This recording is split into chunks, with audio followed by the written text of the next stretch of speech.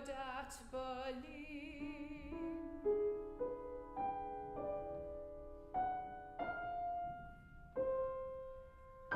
He's over all the width of Europe, wove him into the soul.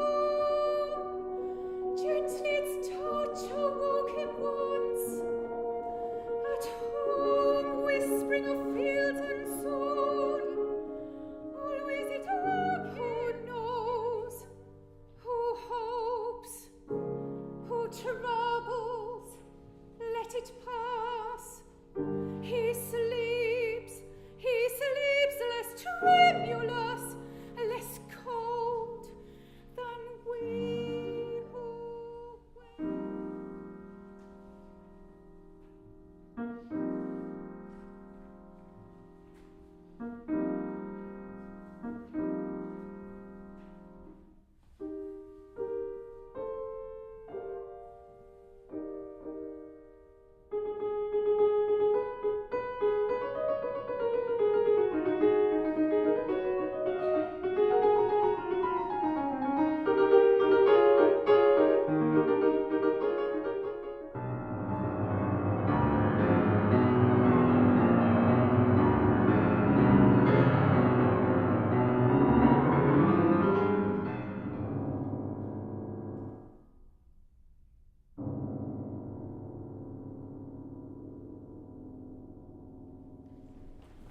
Well, thanks for coming along tonight, and thanks to Paula and Claire. Climate change is an unsettling topic, and the music is unsettling. I mean, it's interesting how music can be so calm and peaceful, but then it's not always calm and peaceful. So we're in for not a terribly calm and peaceful time over the next few decades. And 3 weeks ago, Monday morning, we woke up to the news of the Intergovernmental Panel on Climate Change telling us things were going to be tougher than we thought they were going to be.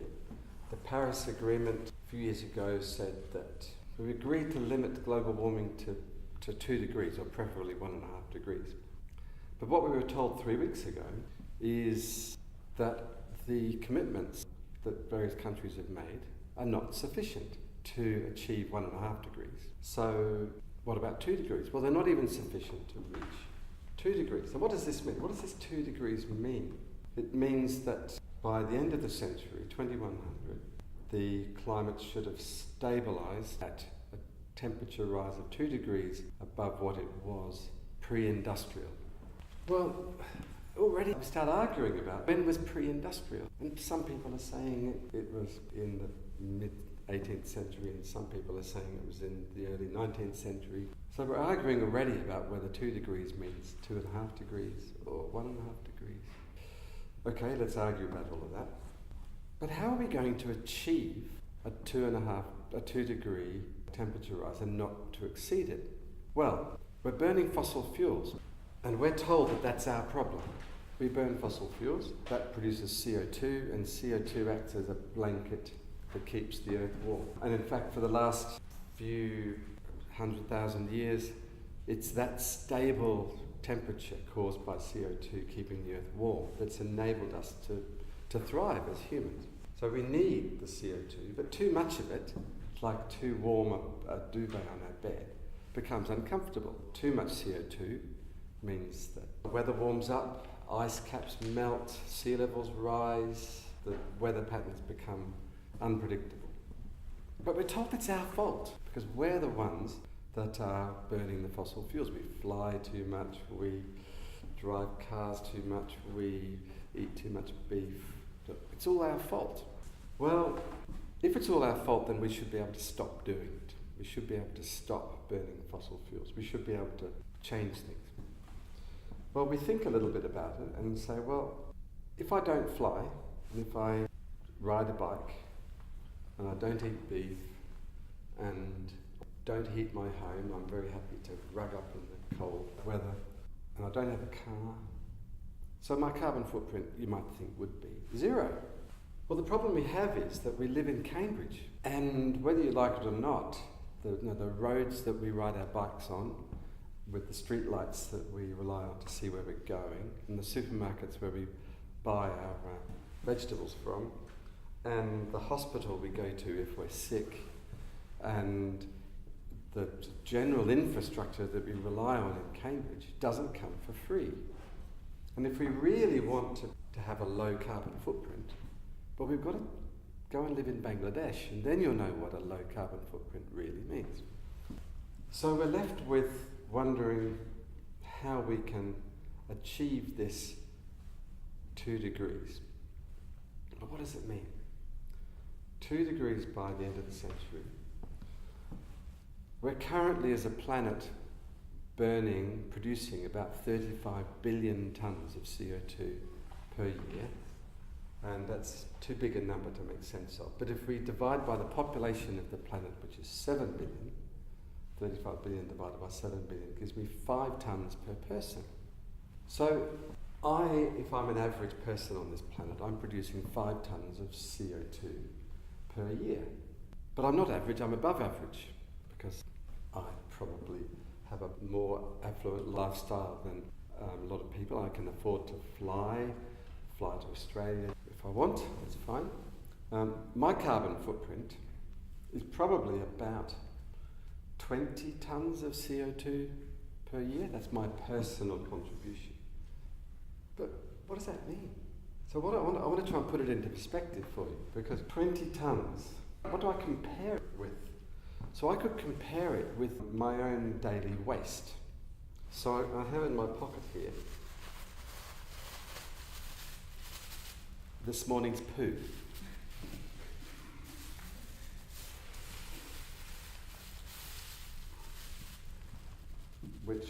How much does a poo weigh? Well, I don't know, half a kilogram? How much does a day's worth of poo weigh? A kilogram. I don't know, pick a number. What do you reckon? A kilogram? Less than a kilogram. But the point I'm trying to make is that a year's worth of poo is, 250 kilograms? That's a round figure. And compared with my carbon footprint of 20 tonnes of CO2, it's just unimaginably huge. My CO2 pollution is 80 times bigger than my poo pollution. What about other things? What about kitchen waste? So we've just finished cooking, and the onion peel and potato peel and the ends of the cucumber, and that all's gone into the bin, and then there's a few leftovers on the plate. How much leftovers are there in a typical meal? Well, it's not going to be per person. It's not going to be a kilogram. I mean, if you have that much waste from a meal, that's just too much. I'd be astonished if I was responsible for more than about 100 kilograms of kitchen waste a year, yet I'm responsible for 20 tonnes of CO2. What about breathing? How much CO2 am I producing when I breathe? Well, it can't be much different from the amount of food that I eat, because the CO2 comes from burning the food in my body. So if, just rough order of magnitude, if I consume a kilogram of food a day, then I'll produce of the order of a kilogram or so of CO2 per day. You can't produce a huge amount more CO2, because the carbon in the CO2 comes from the carbon in your food. So I'm talking a few hundred kilograms of CO2 from what I breathe. And yet my carbon footprint is 20 tonnes. So maybe it is my fault. So I should cut down my carbon footprint by flying less. Okay. So it was my mum's funeral a couple of years ago. Do I not go to the funeral? Makes you wonder, why have we decided to live these lifestyles where we're so far away from each other? And maybe the mistake we made a long time ago was we've been hooked into this lie, if you like, that flying is a positive thing. It's a great thing, wonderful to fly.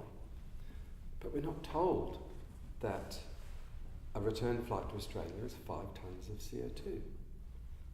If you want a rough figure, it's about 100 kilograms of CO2 per hour of flying. So a 10-hour flight to Los Angeles is a tonne of CO2. and then coming back is another tonne. And that completely puts everything else into your breathing and your kitchen waste. So this IPCC report tells us that we're not on target to meet the 2 degrees because we're still flying just as much, we're still eating just as much beef, we're still driving our cars just as much, and all these things. And the rate at which energy is produced by renewables is just not fast enough. So the IPCC report also says that technology will come to the rescue and that we will find clever ways of sucking CO2 out of the atmosphere. And in fact, the IPCC report hinges on this technology being available, and all of the forecasts say we will meet our 2 degree target, our 1.5 degree target, by rapidly developing these negative emissions technologies. How do we suck CO2 out of the atmosphere? The problem is these technologies don't exist yet, and they won't exist for quite some time. So we've got to trust that in 10, 20, 30 years' time, these clever technologies to suck CO2 out of the atmosphere, and then to put the CO2 underground, carbon sequestration, carbon capture and storage. But what if these technologies don't appear? What if they turn out to be unacceptable for all sorts of reasons? What about, BP is saying, oh, don't worry, we're going to drive our cars on biofuel. Well, what if the Brazilians don't want us to grow biofuel on their land? And what if we decide we don't want to cut down more rainforests to grow biofuel? What if these things don't happen? So the IPCC report says we're going to cut down our emissions, and we're not.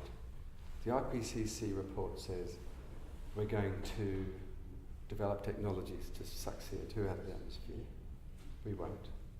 The Arctic is melting. Right now, if you Google Arctic temperature today and go to images, and you'll find a graph, you will see that the Arctic has been for the last couple of months, 10 or 15 degrees warmer than it should be for this time of year. And if that carries on all through the winter, then it'll be warmer next summer. It's warming up every year, and the Arctic is melting. And once the Arctic ice is all gone, it won't come back. It's like an endangered species.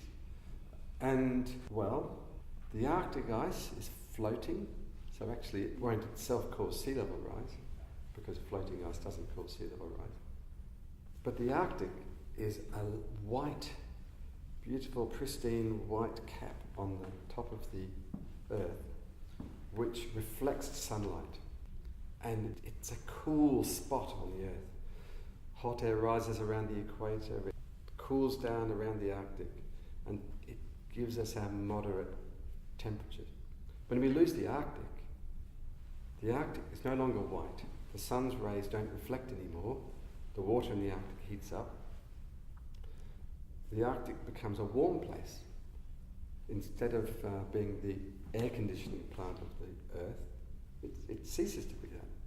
And all these air currents, they don't move the way they used to. We get very disrupted weather patterns. But then we discover that the Greenland ice shelf, which is just next to the Arctic, starts to melt more rapidly, and the Greenland ice shelf contains enough water for 7 metres of sea level rise.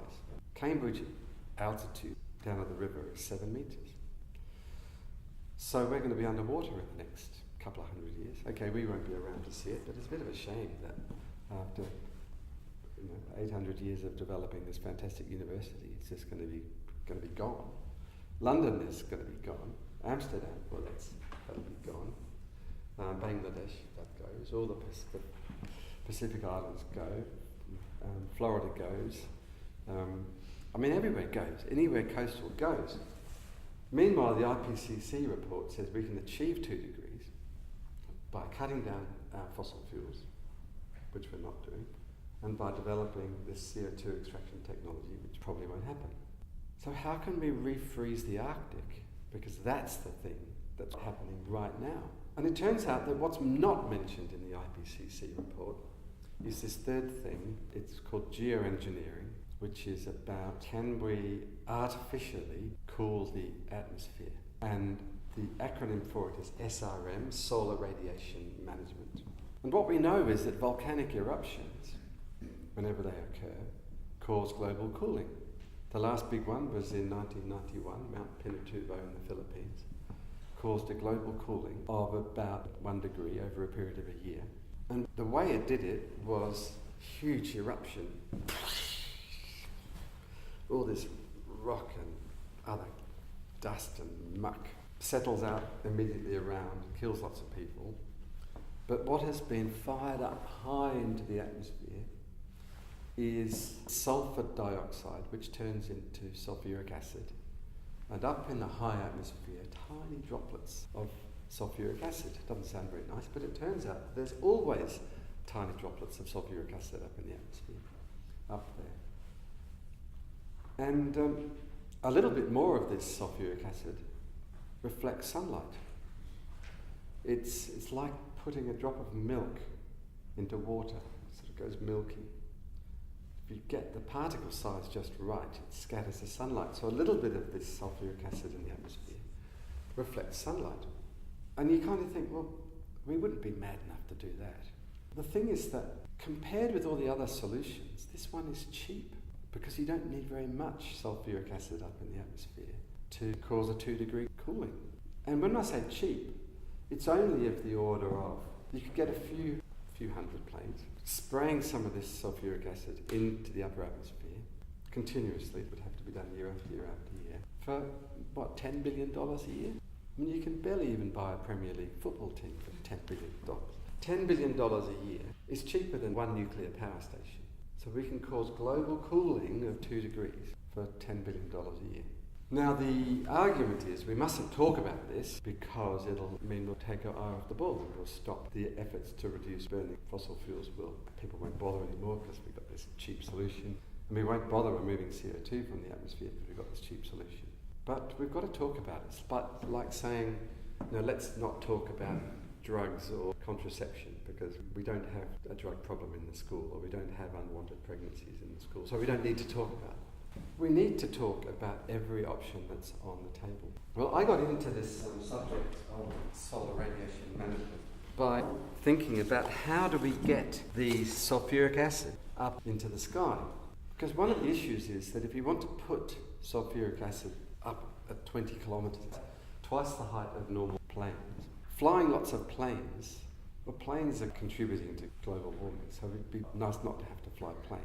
So I got into it by thinking, well, can we get our stuff up there using a balloon? So I've got a helium balloon here, and the helium balloon lifts up an enormous pipe. So I've got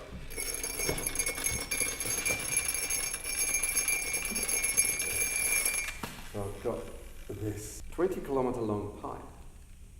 And up at the top of my helium balloon, that's where I spray my sulfuric acid, right? So that sulfuric acid goes spraying up into the atmosphere. It's high enough that it stays up for a whole year. It doesn't come down. But one of the issues that bothered me was that in the wind from the atmosphere, that this tether is going to be blown around and it might break. And if it breaks, then the whole thing comes tumbling down onto the ground, and we've got to make sure we don't kill anybody. So what happens then is we start looking at these technologies and thinking, well, how do we develop them and decide whether they're good or bad? And until you do the research, until you look at them closely, you don't know whether they're good or bad. But what we've done is to say that spraying sulfuric acid high up into the atmosphere, what the IPCC has done, what the general research community has done, is to say that that is a bad idea. Because no one likes sulfuric acid and nobody wants to provide an excuse for stopping what we need to do. So what do we need to do? We've got to stop burning fossil fuels, which we're not doing. We've got to extract CO2 from the atmosphere, which we'll never do. So probably the only thing we're left with is let's build seawalls to stop the water from coming in. And let's be ready for crop failures, and let's be ready for climate migration, and let's be ready for water shortages. So where I'm coming from is that we've got to be careful if we say we don't like nuclear power. We've got to be careful if we say we don't like having wind turbines in our nice countryside. And we've got to be careful if we say the things we don't want. Because after a while, we'll say we don't want anything. And then we end up with sea level rise and climate change. It's really important to be optimistic. It's really important to have every tool in your toolbox sharp and ready to go. Because we're going to need them all. We're going to need all of the tools. And at the moment, I don't think we're being told the whole story about just how precarious the situation is. The Arctic is very important, and I think we'll be hearing a lot more about the Arctic in the years to come.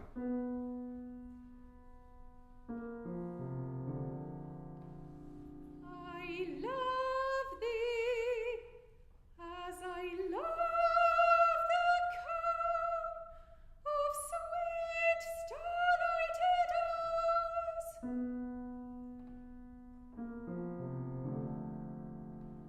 I love thee as I love the balm of early jasmine flowers.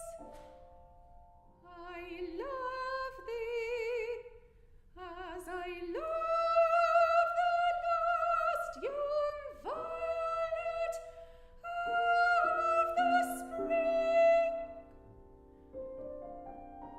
or the pale lily, April nosed to scented blossoming.